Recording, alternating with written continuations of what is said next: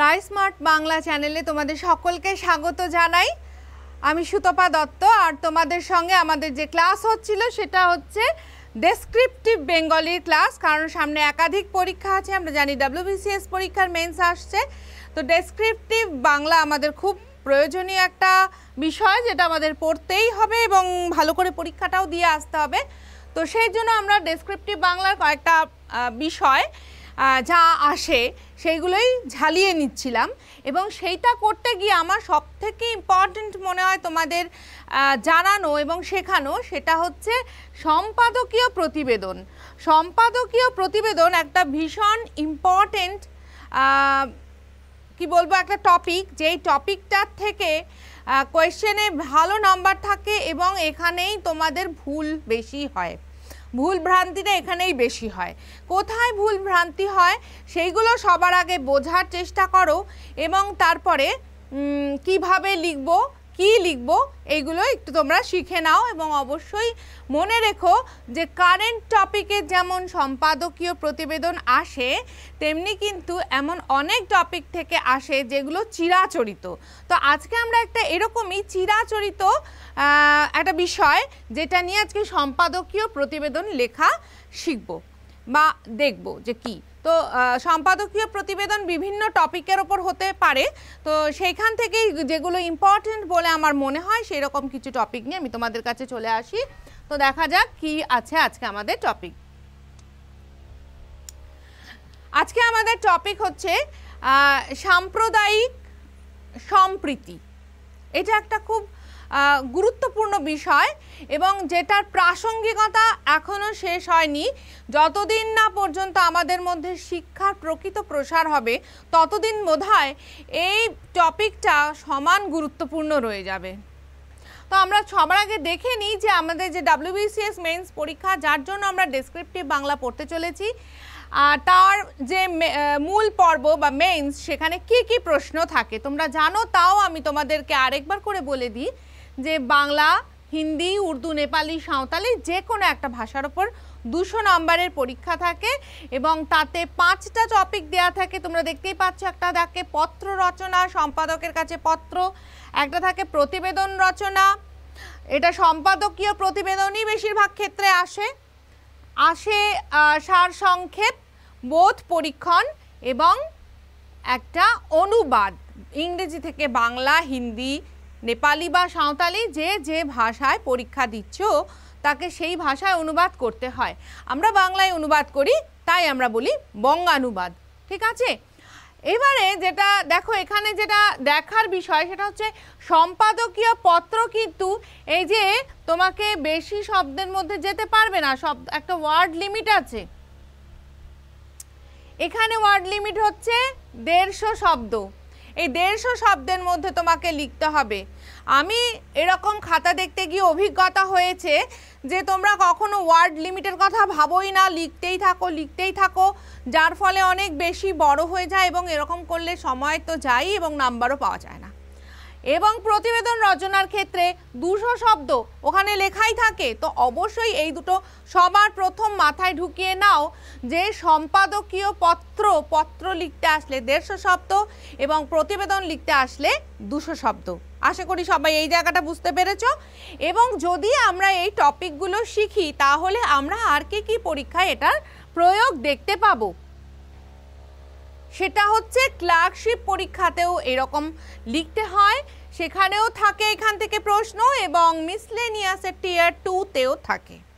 তো অবশ্যই তোমরা মন দিয়ে বিষয়গুলো সম্পর্কে একটু জেনে নেবে। এই স্লাইডটা তোমাদের জন্য ভীষণ গুরুত্বপূর্ণ। আমি প্রত্যেকবার সম্পাদকীয় প্রতিবেদন পড়ানোর সময় এটা বলি, এবং আমি ঠিক করেছি প্রত্যেকবার বলবো, কারণ কিন্তু এই জায়গাটাতেই তোমাদের মূল ভুলগুলো হয়। দেখো, সম্পাদকীয় প্রতিবেদন লেখার কিছু নিয়ম আছে, সেই নিয়মগুলো আমাদের অবশ্যই ফলো করতে হবে পরীক্ষার খাতায় লেখার সময়। এগুলোর ওপর অনেকটা নাম্বার থাকে। প্রথমত শব্দ সংখ্যা, আমি যেটা বললাম যে তোমরা করো কি, শব্দ সংখ্যার দিকে কোনো খেয়ালই থাকে না, লিখতেই থাকো এবং ভাবো যত বেশি বড় লিখবো তত বোধহয় নাম্বার হবে। একদমই কিন্তু তা নয়, বরঞ্চ যে ওয়ার্ড লিমিট দেয়া হচ্ছে তার মধ্যে তুমি তোমার মনের ভাব বা তোমার বক্তব্য কতটা পরিস্ফুট করতে পারো, কতটা গুছিয়ে লিখতে পারো, এটার উপরেও নাম্বার থাকে। তাই একদম ভুলবে না যে এখানে শব্দ সংখ্যা হচ্ছে 200। তো 0.1 একদম মনে রাখার মতো যে আমাকে ওয়ার্ড লিমিটের ভিতরে লিখতে হবে, আমি কিছুতেই বেশি শব্দ লিখতে পারবো না। দেখো এখন 199টা 198টা বা 200 2 3 এরকম হতেই পারে, কিন্তু তার মানে এই না যে আমি 210 20 যা ইচ্ছে হয় লিখে যাব, এরকমটা না কিন্তু। আচ্ছা, 2 নম্বর প্রশ্ন পয়েন্ট হচ্ছে যে এটা একটা আকর্ষণীয় শিরোনাম দিতে হবে। এইটাও খুব ইম্পর্টেন্ট, তোমরা ভুলে যাও, শিরোনাম দাও না। শিরোনাম ছাড়া প্রতিবেদন কিন্তু একদম নাম্বার কাটা যাবে প্রথমেই। শিরোনাম ছাড়া প্রতিবেদন কিন্তু হয় না। তোমরা তো দেখেইছো না, আমরা যে খবরের কাগজে যে প্রতিবেদনগুলো পড়ি সেখানে শিরোনাম থাকে তো নাকি?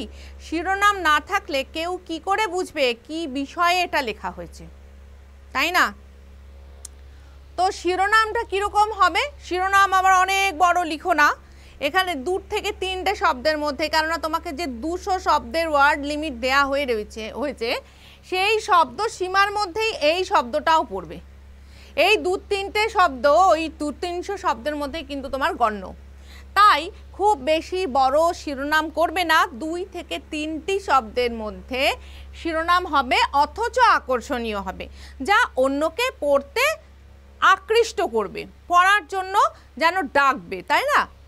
আচ্ছা, 3 নম্বর পয়েন্ট, সব থেকে গুরুত্বপূর্ণ পয়েন্ট, এইটা নিয়ে অনেক অনেক প্রশ্ন আসে। আমি বারবার বলছি, সম্পাদকীয় প্রতিবেদনের ক্ষেত্রে তোমাদের সম্পাদকীয় প্রতিবেদনই আসে, কথাটা ভালো করে শোনো। সম্পাদকীয় প্রতিবেদনের ক্ষেত্রে নিজস্ব প্রতিবেদক হোক বা নাম ধাম পরিচয় কিচ্ছু দেওয়ার প্রয়োজন নেই, কিচ্ছু দেবে না, শুধু শিরোনাম থাকবে, শিরোনামের তলায় দাগও দেবে না। কি বললাম বুঝতে পারছো? শিরোনামের তলায় কোনো দাগ থাকবে না, আন্ডারলাইন থাকবে না, এবং নিজের নাম পরিচয় কিচ্ছু দেবে না। 4 নম্বরটাও ভালো করে মনে রাখো, স্থান তারিখ কোনো উল্লেখ করবে না। সম্পাদকীয় প্রতিবেদনে এসব কিচ্ছু থাকে না। এই যে 3টে পয়েন্ট 2, 3 এবং 4, এইটা একটা নিয়ম, সম্পাদকীয় প্রতিবেদনের বহিরঙ্গ বলা যায় এটাকে। এটা আমরা একটা দেখে চিনে যাই যে এটা কী ধরনের প্রতিবেদন লেখা হয়েছে, তাই এইগুলো প্লিজ দেবে না।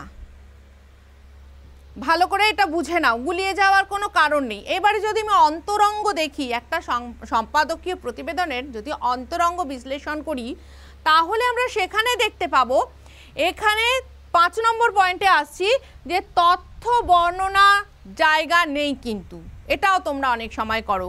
খুব ভালো করে শোনো, কোনো প্রতিবেদন লিখতে দেওয়া হলো, ধরো আজকে আমাদের যে টপিকটা সাম্প্রদায়িক সম্প্রীতি, তাহলে কিন্তু তুমি লিখবে না যে অমুক জায়গায় বসিরহাটে কি বড়নগরে বা অন্য কোনো জায়গায় এই রকম ঘটনা ঘটেছে, এই সম্প্রদায় ওই সম্প্রদায়কে আক্রমণ করেছে, এই কারণ থেকে শুরু হয়েছিল, তারপরে পুলিশ নামানো হলো, ইত্যাদি ইত্যাদি। এইসব তথ্য, এগুলো হচ্ছে তথ্য, এইগুলোর কোনো স্থান এখানে নেই। তোমরা প্রায়শই এটা করে থাকো, এটা করলেই কিন্তু এর চরিত্র অন্য হয়ে যাবে, সম্পাদকীয় প্রতিবেদনের চরিত্র আর থাকবে না। তাহলে এখানে কি লাগবে? এখানে লাগবে যুক্তি এবং বিশ্লেষণ। যুক্তি এবং বিশ্লেষণ মানে কি? তোমার যেটা বক্তব্য, তুমি কি মনে করো এই বিষয়ে, তোমার কোনো একটা টপিক দেয়া হয়েছে, তুমি এর সপক্ষে না বিপক্ষে, অবশ্যই তোমাকে নিরপেক্ষভাবে সেটা বুঝতে হবে, এবং কোনো মতাদর্শের ভিত্তিতে নয়, একদম সম্পূর্ণ একজন নাগরিক, একজন নিরপেক্ষ নাগরিকের দৃষ্টিভঙ্গি থেকে, মানবতার দৃষ্টিভঙ্গি থেকে যুক্তি এবং বিশ্লেষণের মধ্যে দিয়ে তোমাকে এগোতে হবে।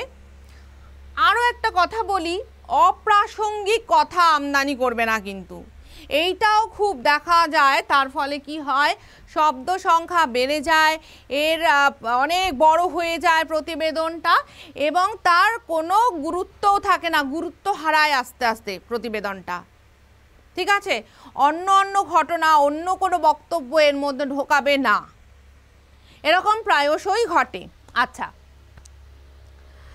ভাষা হবে সহজ, কঠিন ভাষা দেবে না। প্রায়শই আমি দেখি সাধু এবং চলিত মিশিয়ে দাও, দয়া করে এটা করো না।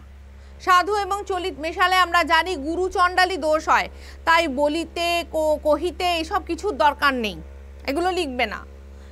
একদম সহজ ভাষায় লিখবে, যে ভাষায় আমরা কথা বলি। আর একটা হয় যে তোমরা অনেক বড় বড় বাক্য লেখো এবং লিখতে গিয়ে খেই হারিয়ে যায়, এটা হলেও মুশকিল। তাই আমার ভাষাটা কিন্তু পরিচ্ছন্ন হতে হবে। পরিচ্ছন্ন মানে কি, যিনি পড়ছেন পড়ে যেন একবারে বুঝতে পারেন, আমার যেন খুব সহজে বোঝা যায় যে আমি এই বক্তব্যটা এখানে বলতে চেয়েছি।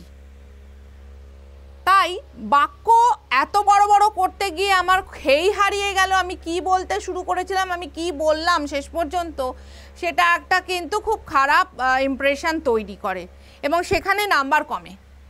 তো এইটা মনে রাখবে যে ভাষা সহজ এবং সাবলীল হবে।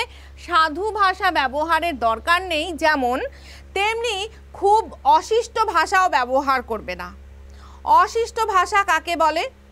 এই যেরকম খুবই বন্ধু বান্ধবদের সাথে কথা বলতে গিয়ে খুব ক্যাজুয়ালি যেসব কথা বলে থাকি আমরা সাধারণ জীবনে যেরকম শুনতে পাই, সেরকম কথা বা সেরকম শব্দের ব্যবহার, সেরকম বাক্যের ব্যবহার একদম করবে না। বরঞ্চ ভাষার একটা গাম্ভীর্য, একটা গুরুত্ব বজায় রাখার চেষ্টা করবে। এই ধরনের অশিষ্ট শব্দ প্রয়োগ করলে এর গুরুত্ব কমে যায়। এই যে আমি একটা সম্পাদকীয় প্রতিবেদন লিখছি, তার গুরুত্ব কমে যায়, তার তো একটা ভার আছে, সেটা নষ্ট হয়ে যায়, তার ফলে কি হয়, সেটা খেলো হয়ে যায়। তাই এটা মনে রাখতে হবে। আর 7 নম্বর পয়েন্ট, এগুলো সব হচ্ছে একটা প্রতিবেদনের কিছু আছে বহিরঙ্গ আর কিছু আছে অন্তরঙ্গ, কিছু বাইরের, যেটা দেখতে, যেটা তার একটা ফর্ম তৈরি করে, যেটা তার বৈশিষ্ট্য, যেটা তার ধরন, আর আরেকটা হচ্ছে তার বক্তব্য, যে বক্তব্যের মধ্যে কিছু বিষয় আছে সেগুলো মাথায় রাখবে। যেমন এর কিন্তু বিশ্লেষণ হবে, আমি আগেই বলেছি, নিরপেক্ষ বিশ্লেষণ। কোনো বিশেষ ভাবধারায় কোনো বিশেষ মত পুষ্ট হয়ে লিখবে না যে এরকম হওয়া উচিত ছিল। আমি প্রায়শই দেখি অযাচিত জ্ঞান দেয়া, এই অযাচিত জ্ঞান এখানে দিতে বসবে না, কিন্তু এটা সেইটার জায়গা নয়। তাই এখানে নিরপেক্ষ বিশ্লেষণ করবে, এমন একটা ভাবধারা কারোর যেন বিতর্ক তৈরি না করে, এমন কোনো ইস্যু নিয়ে আসবে না, এমন কোনো প্রসঙ্গ নিয়ে আসবে না যেটার থেকে রাজনৈতিক কোনো ইস্যু তৈরি হতে পারে, এইটা একদম মাথায় রাখবে, এইগুলোকে এড়িয়ে যাবে। এবং নিরপেক্ষ বিশ্লেষণের শেষে তোমাকে তো একটা সিদ্ধান্তে পৌঁছতে হবে না, এমন একটা সিদ্ধান্ত যেটা তোমাকে সমাধানে, যেটা সকলের জন্য একটা সমাধানের পথ বাতলাবে এবং আশাবাদ থাকবে তার মধ্যে এবং একটা সুন্দর সমাধান হবে। এইটা দিয়ে আমাদের একটা সম্পাদকীয় প্রতিবেদন সমাপ্ত করতে হবে। তাহলে এইবার আশা করছি তোমরা এইটা বুঝতে পারলে যে সম্পাদকীয় প্রতিবেদনের বৈশিষ্ট্য কি, তার বাইরে কি থাকবে, গঠনে কি থাকবে, বহিরঙ্গে কি থাকবে এবং তার বক্তব্যে অর্থাৎ অন্তরঙ্গে কি থাকবে। এবার আমরা আমাদের টপিকে যাচ্ছি, চলো। তোমরা দয়া করে এই স্লাইডটা ভীষণ গুরুত্বপূর্ণ, এটা একদম মনে মাথায় ঢুকিয়ে নেবে এবং এইখানে কোনো ভুল করবে না। আচ্ছা, যেরকমভাবে আসে প্রশ্নগুলো যে সাম্প্রদায়িক সম্প্রীতি ও সহিষ্ণুতাই শান্তির একমাত্র পথ, এরকম দিয়ে দেবে তোমাকে। সাম্প্রদায়িক সম্প্রীতি ও সহিষ্ণুতাই শান্তির একমাত্র পথ, এই বিষয়ে একটি সম্পাদকীয় প্রতিবেদন লেখো। এই লাস্টের পার্টটা নাও থাকতে পারে, এই বিষয়ে একটি সম্পাদকীয় প্রতিবেদন লেখো, এই পার্টটা নাও থাকতে পারে।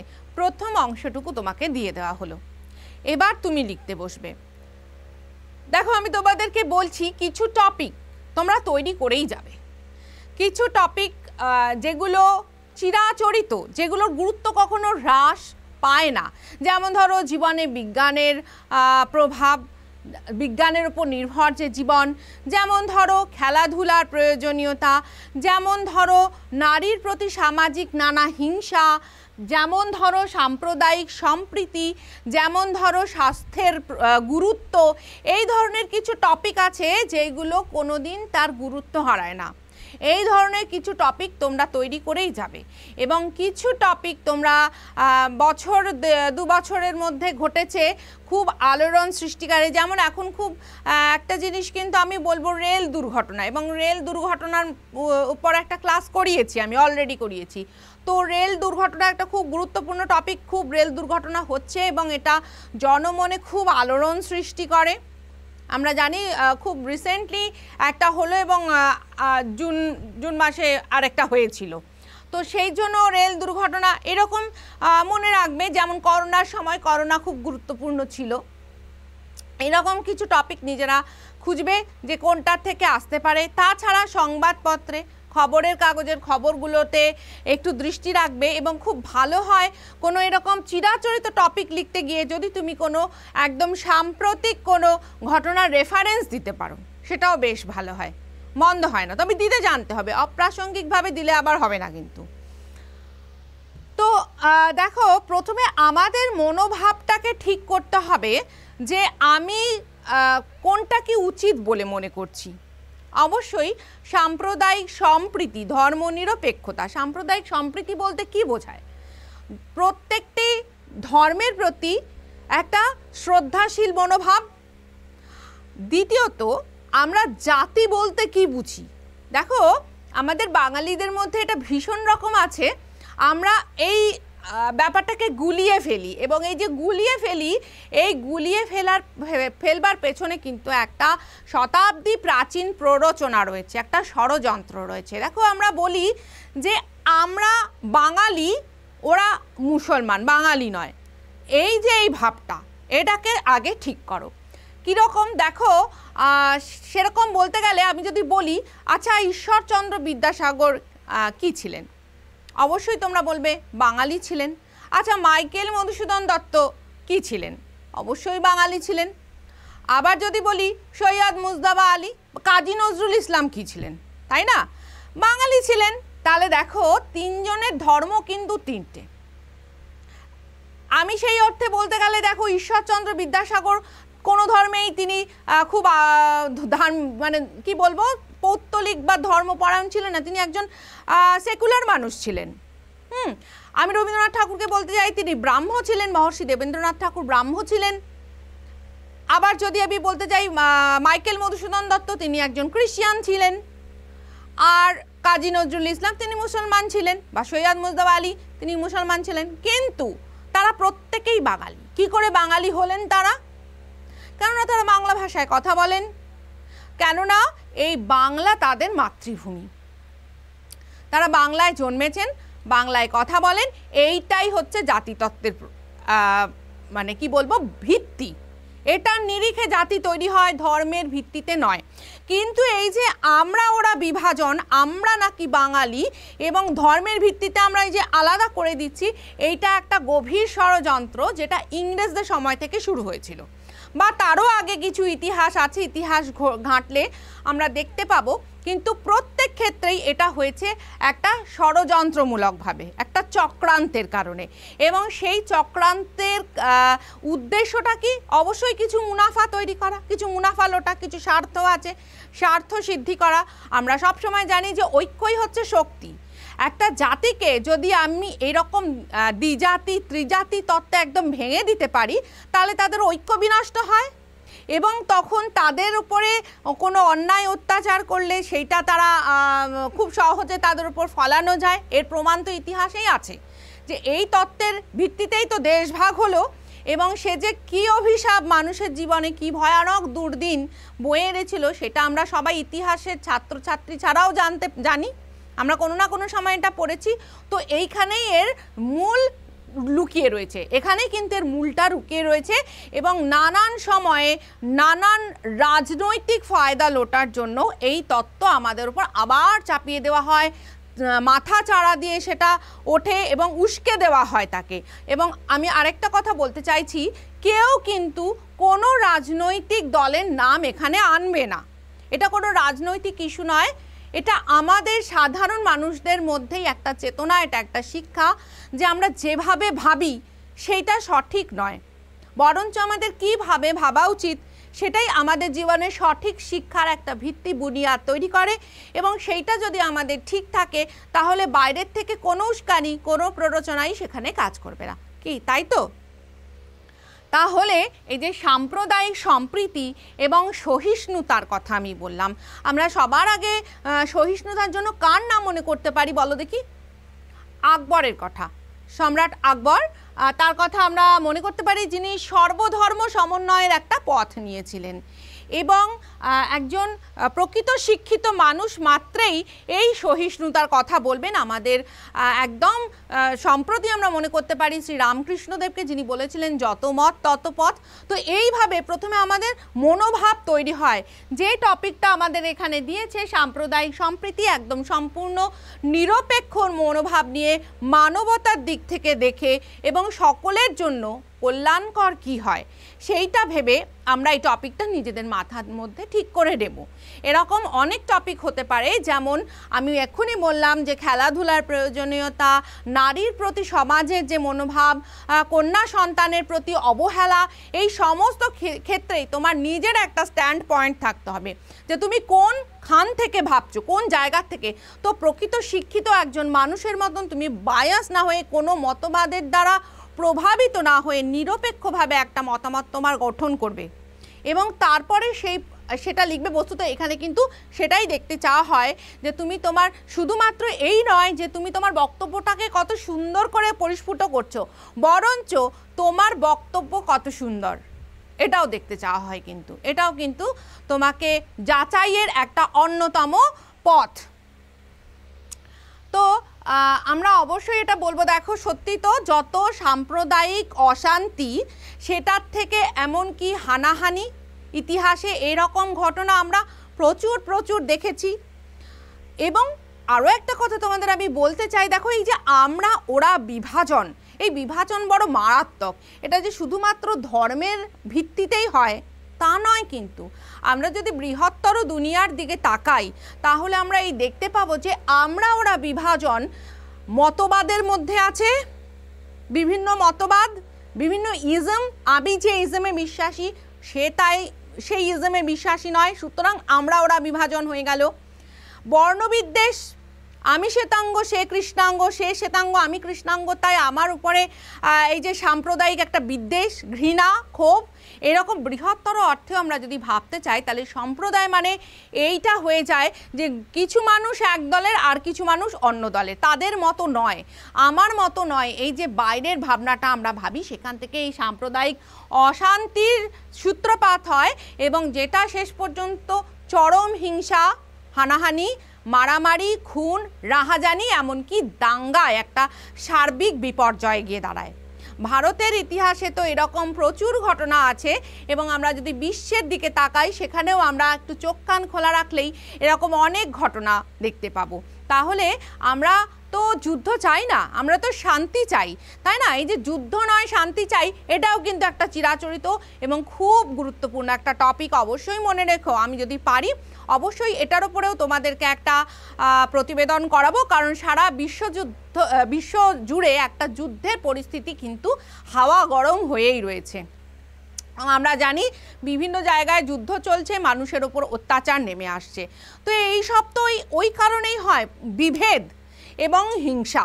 তাই বিভেদ এবং হিংসাকে যদি আমরা সরাতে পারি, আমরা প্রত্যেকে একটা সুন্দর পৃথিবীতে শ্বাস নিতে পারবো, স্বচ্ছন্দে বেঁচে থাকতে পারবো এবং অন্যকেও বাঁচার একটা উপায় করে দিতে পারবো। তো এই পৃথিবীই তো আমাদের কাম্য, তাই না? নাকি এখানে গ্রেনেড পড়ছে, ওইখানে বোম পড়ছে, এই রকম একটা পৃথিবীতে আমরা বাঁচতে পারবো? আমরাও তো বাঁচতে পারবো না। সেই জন্য আমাদের মত একটা সঠিকভাবে গড়ে, এবং শিক্ষার কাজ তাই, শিক্ষার কাজ হচ্ছে সেই সঠিক মতামতকে গড়ে তোলা।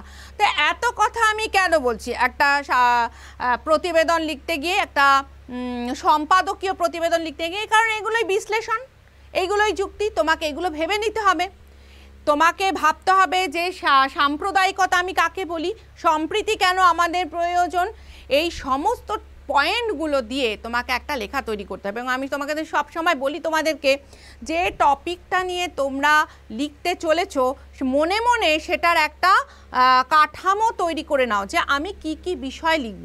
এই পয়েন্টগুলো যদি ঠিক থাকে তখন এই লেখাটা অনেক সহজ হয়ে যায়।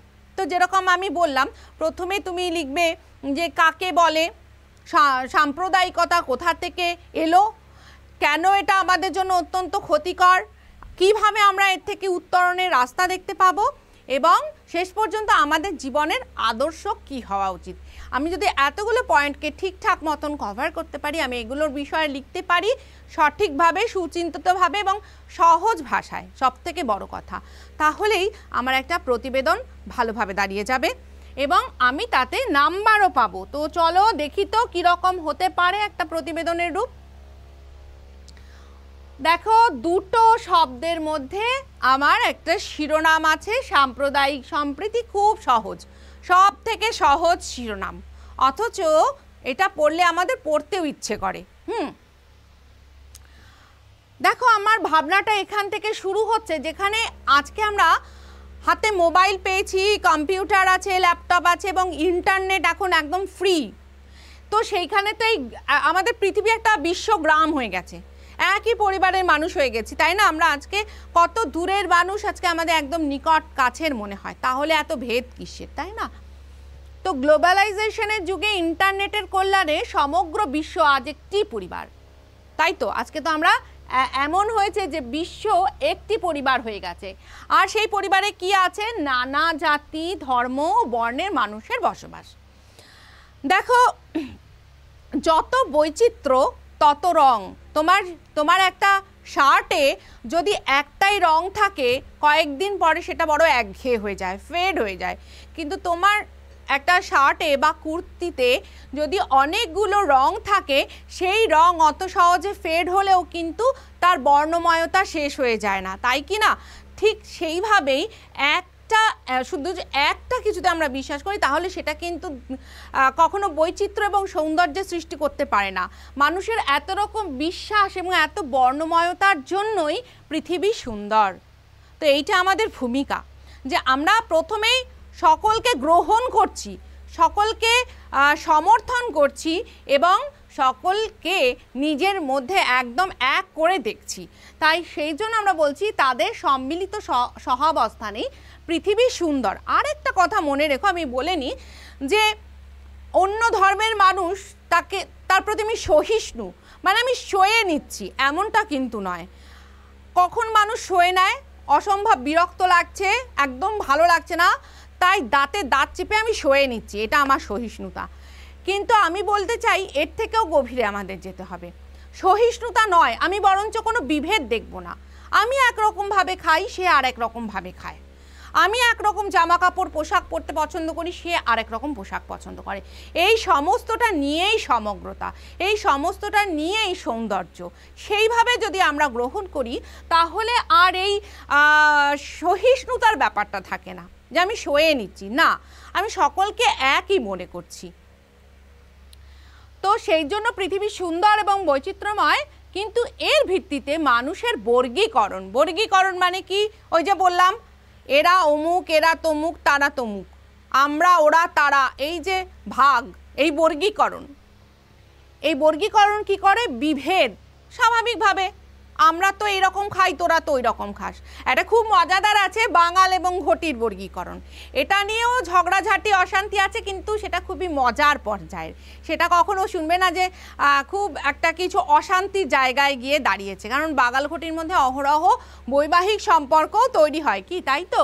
তো সেই রকমই এই বর্গীকরণ যদি বিভেদ, হিংসা এবং ঘৃণার জাগরণ করে, তখন তা কি করে? মানুষকে খণ্ডিত করে, বিপর্যস্ত করে, রক্তাক্ত পর্যন্ত করে দেয়। এটা কখনোই কাম্য নয়।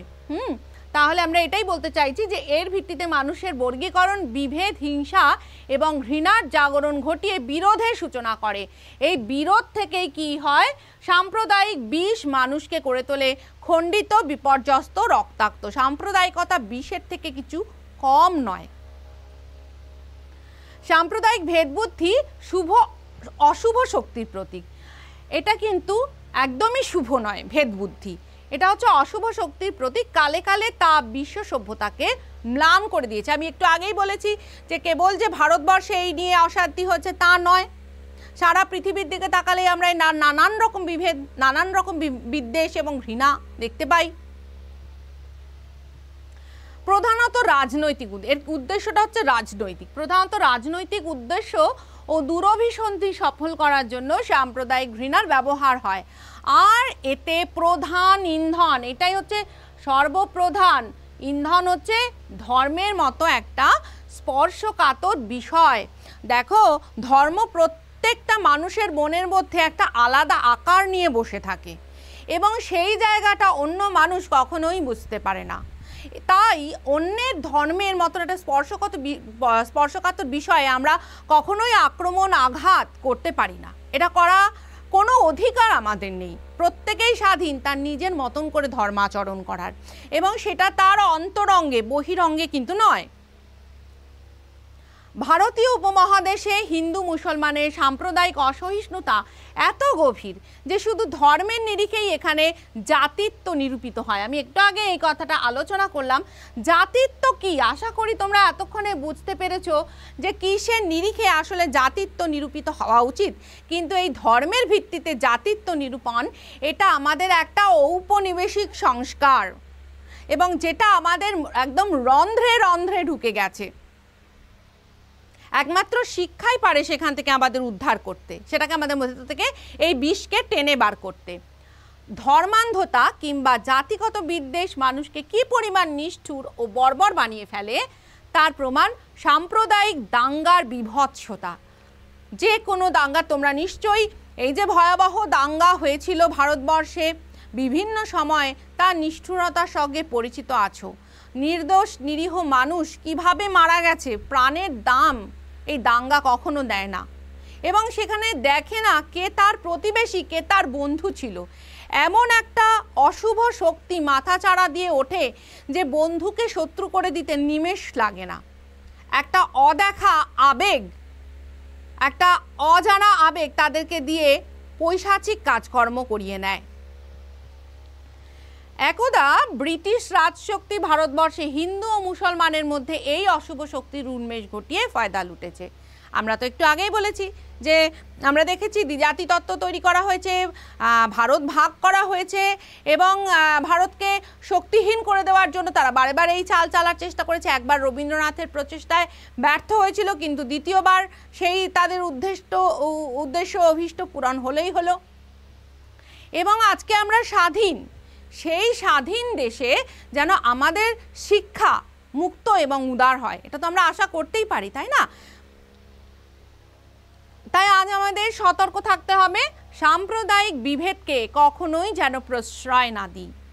আমরা বাইরে কিন্তু এটা দেখতে যাব না, একটা শিশু জন্মালে তাকে দেখে বোঝা যায় না যে সে হিন্দু না মুসলমান না খ্রিস্টান, সবাই ভারতবর্ষের সন্তান। কবির একটা কবিতা আছে না, অবশ্যই। তবে হ্যাঁ, আমি বলি এখানে অত কবিতা বা কোটেশনের ব্যবহার কিন্তু করতে যেও না, কারণ কোটেশনের ব্যবহার ভুল ব্যবহার হয়ে গেলে সেখানে আবার নাম্বার কাটা যায়। তো নিজের ভাষায় লিখবে, সেটাই সব থেকে ভালো। ধর্ম এবং গণতন্ত্রকে স্বতন্ত্র স্থানে রাখা কর্তব্য, এইটা আমাদের মাথায় কে ঢোকাবে? ধর্ম ধর্মের জায়গায় আর গণতন্ত্র তার জায়গায়, দুটো কিন্তু গুলিয়ে গেলেই মুশকিল। ধর্ম ধর্মের জায়গায়, এবং আমরা যে গণতন্ত্রে বাস করি সেই গণতন্ত্রের সম্মান অন্য জায়গায়। হ্যাঁ, তাই এই দুটোকে স্বতন্ত্র স্থানে রাখাই কর্তব্য। ধর্ম নিরপেক্ষ শিক্ষা ব্যবস্থার মাধ্যমে নতুন প্রজন্ম হোক উদার ও মুক্ত চিন্তার মানুষ। আমাদের যেন কোনো ধরনের কোনো মতবাদ আমাদের বুদ্ধিকে ভ্রষ্ট করতে না পারে। শিক্ষা ব্যবস্থা এমন হওয়া উচিত যেখানে ধর্মের কোনো প্রাধান্য নয়, ধর্মের প্রাধান্য থাকবে মানুষের, ধর্ম মানুষের অন্তরে, যেটা তার জীবনকে ধারণ করে রাখে, যেটা সে আচরণ করে, যার ভিত্তিতে সে একটা ন্যায়সঙ্গত জীবন কাটায়। কিন্তু শিক্ষা আমাদেরকে যেন এইরকম কোনো বিষের দ্বারা আক্রান্ত হতে না দেয়। আমরা যেন মুক্ত চিন্তার মানুষ হই এবং সকলকে সমান উদারতায় গ্রহণ করি, এটাই আমাদের অপেক্ষা শিক্ষার কাছ থেকে। তো সেই জন্য ধর্মনিরপেক্ষ শিক্ষা ব্যবস্থার মাধ্যমে নতুন প্রজন্ম হোক উদার ও মুক্ত চিন্তার মানুষ। তারা যেন সব ধর্মের প্রতি সমান শ্রদ্ধার মনোভাব পোষণ করে। কেনই বা আমরা করতে পারবো না? আমাদের সব যে যুগনায়কেরা আছেন, যে আমাদের চিন্তকেরা, যে মহাপুরুষেরা আমাদের সামনে আছেন, তারা তো সেই আলোকবর্তিকা দেখিয়েছেন, তারা তো দেখিয়েছেন যত মত তত পথ। তাহলে আমরা কেন সেই ভ্রান্ত পথে যাব? কেন আমরা উস্কানিকে ভেতরে ভেতরে গ্রহণ করব? তাই সব ধর্মের প্রতি আকবর থেকে শুরু করে আধুনিক যুগ পর্যন্ত আমরা যতজনের কাছে দেখেছি, আমরা জানতে গেছি যে আমাদের কি পথ, তারা তো এই পথই দেখিয়েছেন। ধর্মনিরপেক্ষতা এবং সব ধর্মের প্রতি সমান শ্রদ্ধা, এই মনোভাব পোষণ করে। মনে রাখতে হবে, ধর্ম যাই হোক, জাতিত্বে আমরা সকলেই ভারতীয়। এটাই কিন্তু আমাদের পরিচয় যে আমরা হিন্দু, মুসলিম, বৌদ্ধ, শিখ, খ্রিস্টান সকলেই ভারতীয়। এটা আমাদের জাতিগত পরিচয়। একমাত্র এই নিরপেক্ষতা ও উদারতাই পারে বর্তমান সময়ে শান্তি বজায় রাখতে ও সবার জীবন সুন্দর করে তুলতে। তাহলে যদি আমরা এই নিরপেক্ষতা আমাদের মনের মধ্যে থাকে, আমাদের যদি সঠিক শিক্ষা থাকে, আমাদের যদি বোধ থাকে প্রকৃতপক্ষে শুভবোধ, তাহলে আমাদের কিন্তু আর কেউই খণ্ডিত করতে পারবে না এবং আমরা অশান্তিকে দূর করতে পারবো, নিজেরাও একটা সুন্দর জীবনে বাঁচবো এবং এই পৃথিবীতে যে শিশুরা আসবে তাদের জন্য একটা সুন্দর পরিবেশ, সকলের জন্য একটা সুন্দর পরিবেশ তৈরি করে রাখতে পারবো। তো এটাই আমার মতে একটা প্রতিবেদনের যথাযথ রূপ হওয়া দরকার, যেখানে আমরা একটা ভূমিকা থেকে শুরু করব, একটা বড় প্রেক্ষাপট থেকে শুরু করব, যেখানে সমস্যাটা নিয়ে আলোচনা করব এবং তারপরে একটা নিরপেক্ষ সুচিন্তিত মতবাদে বা সিদ্ধান্তে এসে পৌঁছাবো। তাহলে দেখছো যে এখানে কিন্তু কোনো তথ্য দেয়া হয়নি, কোনো তত্ত্ব মানে জ্ঞান দিতে চাওয়া এরকম কিছু হয়নি, বরঞ্চ যুক্তি এবং বিশ্লেষণের মধ্যে দিয়ে আমরা সকলের জন্য যেটা সঠিক সেরকম একটা সিদ্ধান্তে এসে উপনীত হয়েছি। একেই আমরা উপসংহারও বলতে পারি। তোমরা যদি চাও এটার একটা স্ক্রিনশটও নিয়ে রাখতে পারো সাম্প্রদায়িক সম্প্রীতির ওপর। তো আমি তোমাদের যেটা বললাম যে এরকম অনেক টপিক আছে যেইগুলো কখনো পুরনো হয় না, গুরুত্ব হারায় না। হ্যাঁ, যেমন শিশুর খেলাধুলার প্রয়োজনীয়তা। হ্যাঁ, আবার এরকম অনেক টপিক আছে যেগুলো খুব সাম্প্রতিক, সেরকম টপিকও আমি তোমাদের পড়াচ্ছি এবং আজকে একটা এরকম চিরাচরিত বিষয় নিয়ে আলোচনা করলাম। তোমরা যদি চাও তোমরা আমাকে কমেন্ট সেকশনে লিখে জানাতে পারো, তাহলে আরও কিছু যুদ্ধ নয় শান্তি এরকম আরও কিছু টপিক আমি তোমাদের সঙ্গে আলোচনা করতে পারি। যদি তোমাদের নিজেদের কিছু মনে হয় যা আমি বলেছি তারও বাইরে, অবশ্যই তোমরা আমাকে কমেন্ট সেকশনে গিয়ে জানাতে পারো। এবং ক্লাসটা তোমাদের কেমন লাগলো, এর দ্বারা তোমরা উপকৃত হবে নিশ্চয়ই আশা করি। তো সেটা তোমরা অবশ্যই আমাকে জানাবে এবং আমাদের চ্যানেলটা অবশ্যই সাবস্ক্রাইব করবে এবং আমার ক্লাসগুলোতে আমার সঙ্গে থাকবে, এটা আশা করছি। তো আজকের মতন আমাদের ক্লাস এখানেই শেষ। পরের দিন আবার নতুন কোনো টপিক নিয়ে আমি তোমাদের সামনে হাজির হব। ততক্ষণের জন্য সকলকে অনেক ধন্যবাদ।